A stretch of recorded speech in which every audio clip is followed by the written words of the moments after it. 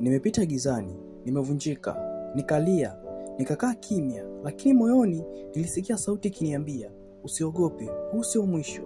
Kila upotevu ulikuwa mafundisho, kila kukataliwa kulikuwa ulinzi, kila kuchelewa kulikuwa maandalizi. Sasa nimeamka, nimeelewa kuwa nuru haiji kutoka nje, inachomoza kutoka ndani. Nilitafuta msaada, nikajua Mungu alikuwa ndani yangu muda wote.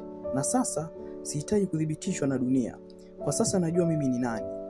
Ninatembea kama mtu aliyepona, ninazungumza kama mtu aliyefunguliwa, ninaishi kama mtu aliyeshinda. Macho yangu hayaoni tena maumivu ya jana, yanaona makusudi ya kesho. Roho yangu haibebi tena hofu, inabeba amani na nuru ya Mungu.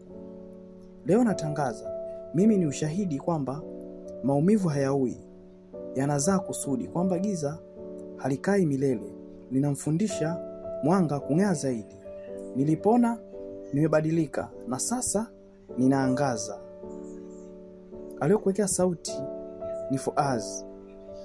Subscribe channel yetu uweze kupata motivation na video za elimu kama hizi zaidi. Karibu sana, karibu sana.